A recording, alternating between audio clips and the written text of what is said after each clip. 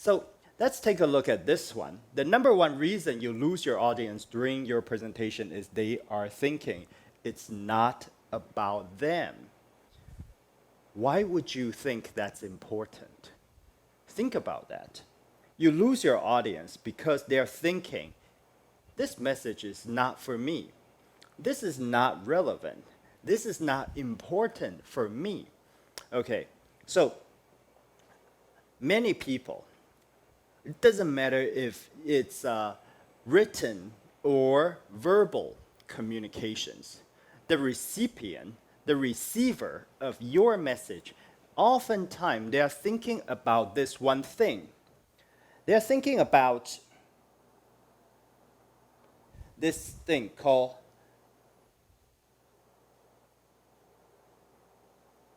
WIIFM. What's in it for me? Why is this message important for me? So everything they think about is what is in it for me? Okay, all right, can't really think. It's still in the morning, all right. I always have challenge coming up with great content in the morning, but I'll pull through, I promise. All right, so now we think about this. You focus on one thing only, most of the time, and that's the thing that blocks you from delivering a great presentation is that I'm thinking about what's important that I want to share. But oftentimes we don't think about what our audience needs to know. So what they need to know is the key that open up the success of your presentation. So how do we do this? The solution is to adapt this communication style called you attitude. We focus the message on how people receive it, not how you deliver it, not how you say it. So we think about the impact, the result based on our audience, not based on what you tell them. So imagine this, okay, imagine this. One thing that we don't really think about is we never really, unless this is your profession, but we never really sit through a boring presentation, usually talking about technical things based on what doctors or engineers have to say.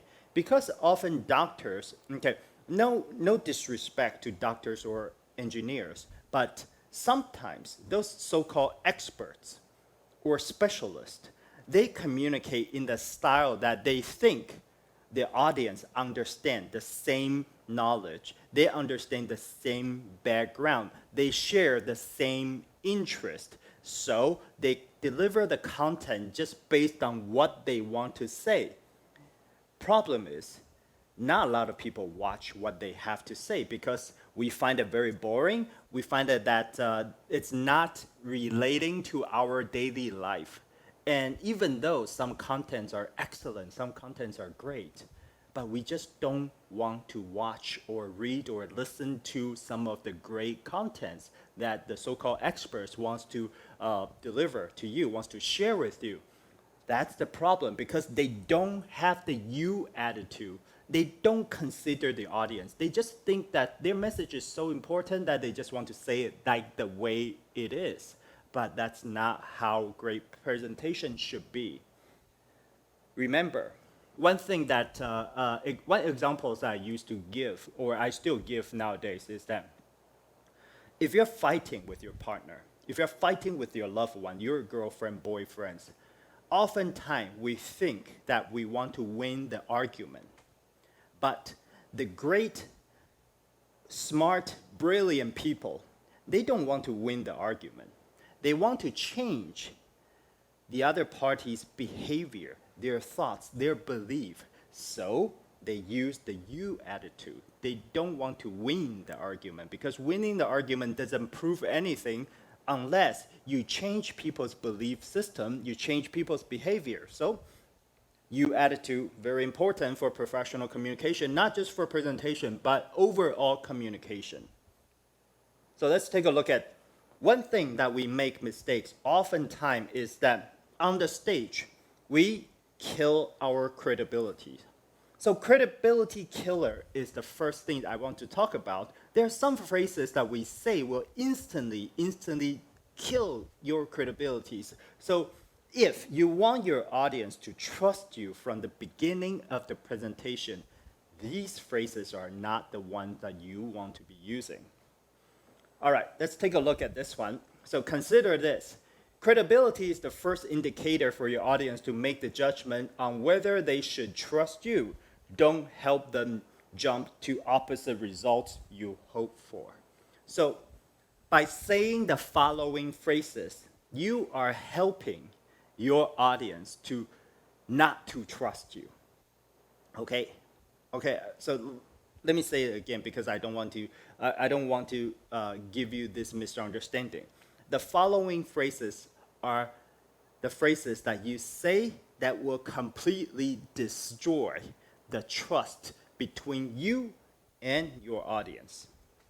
So you have to build your credibility early.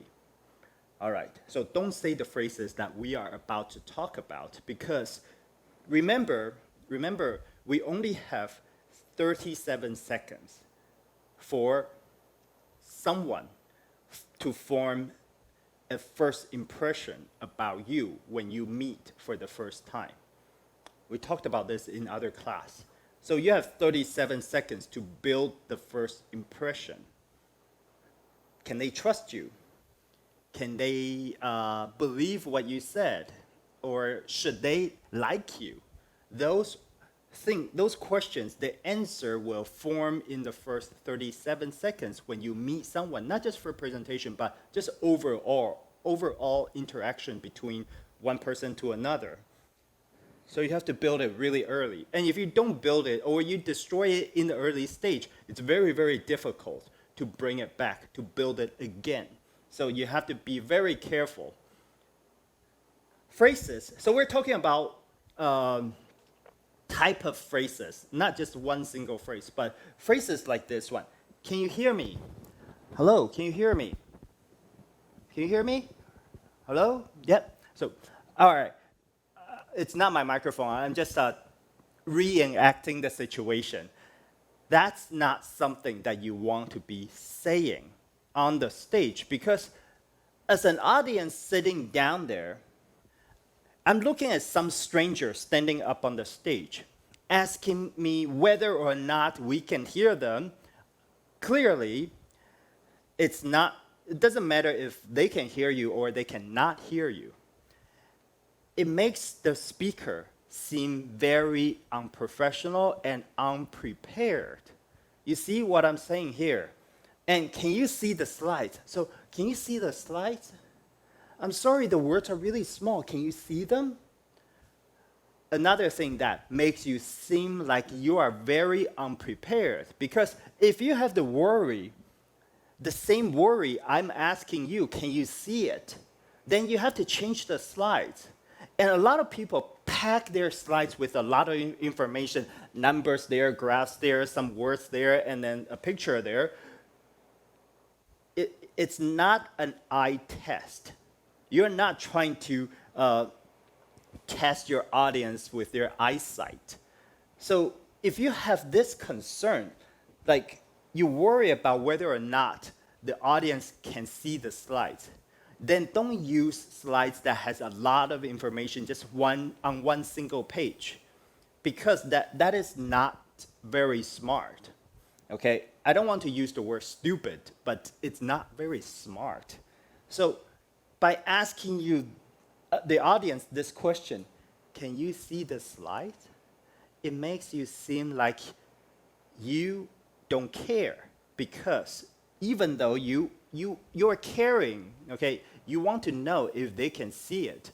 But if your slides have big fonts, clear fonts, not a lot of description, because all the description and wording should come out of here, your mouth, they should be focusing on the speaker, not the slides. So great information should be coming from your mouth, not coming from the slides. So if those people, I know some bosses rely on slides because they said that, okay, So after the presentation, I want you to print out the slides and put it on my desk. Because those bosses are very unproductive. If they can read the slides they can get the information from the slides, you don't need to present it to them. Okay, you see what I'm saying? That's why a lot of businesses and organizations, they have meetings that really kills productivities because they rely on information on the slide, not information coming from the speaker. But regardless, okay, that's a different issue, but regardless, can you see the slides is not something that you should be saying in an interview, in a presentation. I'm sorry for the technical difficulties. I'm sorry for, that's the phrases that I don't want you to use. You should never ever apologize for anything when you are on the stage because it kills the credibility. So people will ask me, so Ross, what if there's like a microphone problems? There's projector problems that the audience cannot see. All right, so one thing, if you are invited to give a speech, if you're invited to give a presentation, all right, or if your team asks you to present, or your customers ask you to go to their office to present some products, you should never ever apologize for the equipment problems because you didn't set up the equipment. It was not your responsibilities to prepare those equipments. So don't use those phrases. Let's look at some of the right phrases that you can be using. Okay, so right way number one. Let the technical team, okay, to handle the issue. This is not what you said, okay? You should let the technical team handle the issue. Do not risk fixing it on your own. Check your technology 30 minutes prior. So if you want to avoid saying some phrases like this ones that we talked about, so this three things, can you hear me? Can you see the slides? I'm sorry, okay, there's a technical difficulties. Make sure that you arrive early. You check all the equipment, you check all the technologies, but don't try to fix it on the stage because it's not your responsibilities and oftentimes that you might make it worse. So if there's problems, just tell the audience that we are experiencing some technical difficulties. I will come back once the situation is resolved. So this is not your responsibility. Just remember that. Don't apologize for something that is not your doing. All right, wrong phrases number 2. I will get back to that later. So if there's a Q&A, somebody asks you a question, so excuse me, I would like to know here and that, and then you say, oh, I'll get back to you later. I'll get back to that question later, okay? Please come find me after the talk. Please come find me after the talk. I don't want to talk about it right now. I don't want to talk about it on the stage. Please come find me after the talk. I'm sorry, I don't take questions. Sorry, I don't take questions. Okay, so imagine that if you are in a presentation, you ask a question and the speaker just shoot you down like, I'm sorry, I don't take questions. Imagine what kind of feelings, what kind of like awkward situation that would be. Or simply the speaker say, I don't know. I have no answer to your question. Those are very, very, sometimes we think that, oh, that's very good that you're being honest. As an expert, you admit that you don't know. That takes courage and blah, blah, blah. But there are better ways to handle this type of phrases, okay? So the right phrases, number 2, okay? So in this class, for some phrases, there's a right phrase. I'll give you the right phrase, basically the fix of the phrase. Or I give you the right way to handle it, okay? So sometimes, just like number 1, there's no phrases that you should be using because simply you just don't apologize for anything that is not your doing. And there's a, checking if you can hear me or you can see the slides.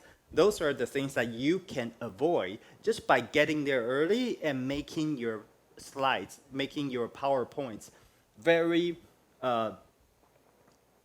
very easy to see, very easy to read, okay? But for this one, you do get the right phrases that you can use to change the feelings of the audience. So if someone asks you a question during the presentation, doesn't matter if you invite questions or they just simply put their hands up without your invitation. You always need to handle it right away because you want to be seen as a professional, you want to be seen as an expert. You cannot leave questions for later. So that's a great question. What is your name? Oh, David. Okay, David. Here would like to know. Here is, oh, David here. Sorry, there's a comma. Oh, all right. David here would like to know, blah, blah, blah. My suggestion is that we do this. So you have to handle it on the spot. So you have to take the question. If someone raised a question, instead of saying that, sorry, I don't take questions, you say, all right, what's your name? That's a great question. Okay, David here. So you repeat the question to buy yourself some more time to think about your suggestions, to think about the response. So David here would like to know this and that, and my suggestion is that we do this and that. Okay, so that's how we handle it. We have to handle it on the spot. We don't want to leave it for later because it makes you seem like you don't know the answer and you don't care about your audience. So never delay anything. So don't delay it. Handle it right away. Phrase number 3. Okay, so phrase number 3 here. All right, let me erase that. All right, okay, there you go. So I'm not good at public speaking. You know, some people would like be very modest, very humble, and they walk up the stage and say, oh, I'm not very good at this. I've never done this before. I was asked to give the speech yesterday, okay? So I was asked to give this speech yesterday. So they just told me yesterday, so I have no time to prepare. I've never done this before, and I'm not good at public speaking. So, you know, basically you're telling the people that, okay, this talk, this presentation is going to be bad because the first thing that you said is to tell them that you are bad at this. So don't say that. How do you handle this?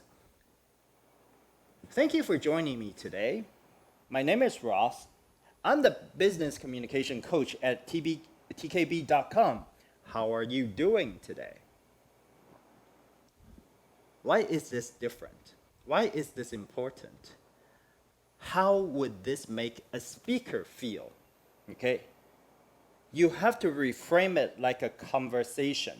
Okay? So how do you do it like a conversation? How do you do it like a conversation? You ask questions. You want to make you as a speaker feel like you are speaking to individuals in front of you. So thank you for joining me today. Okay? I don't say thank you everyone.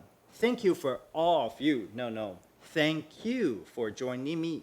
Because those sentences make you feel like you're speaking to each person individually. But if I say thank you all for joining me today, in my mind, I'm thinking about I'm speaking to a group of people. Nothing wrong with the grammar. Okay, the English is right. But in my mind, I want to feel like I'm speaking to each person. And for the audience end, they also feel like you're speaking to them individually. So you reframe it like a conversation. So now it's not a presentation anymore. It's a dialogue. It's a conversation that you are having with each person sitting in front of you. So thank you for joining me today. My name is Ross. I'm the business communication coach at this company, tkb.com. How are you today? How are you doing today? When I ask questions, do you think I'm waiting for the audience to reply? No, I'm asking questions to tell my mind that I'm having a conversation. So I calm myself down. My heart rate will go down. My breathing will slow down because my mind thinks I'm having a conversation. So that is why in concerts, a lot of performers or artists or musicians, when they walk up to the stage in front of thousands and thousands of people, they say, "Hello, Taipei, how are you doing?" Because they're reframing as a conversation. Everyone gets nervous. It doesn't matter how experienced they are. People experience some levels of anxieties when they are in front of public because they fear people's judgment. So reframing conversation actually helps a lot. Okay, besides like a breathing technique, you breathe before you walk up and you reframe your mind as this presentation is like a conversation. You don't need to say things like, "I've never done this before." Because you're nervous, so you want people to know this is going to be bad. But don't say that, because when you start your presentation by telling people that this is going to be bad, it's really going to destroy the impact or message or the PowerPoint that you have spent time to prepare. If you tell your audience that this is going to be bad, you might as well just don't prepare any PowerPoints because they are not going to listen to you anyway. So don't use those phrases that we talked about.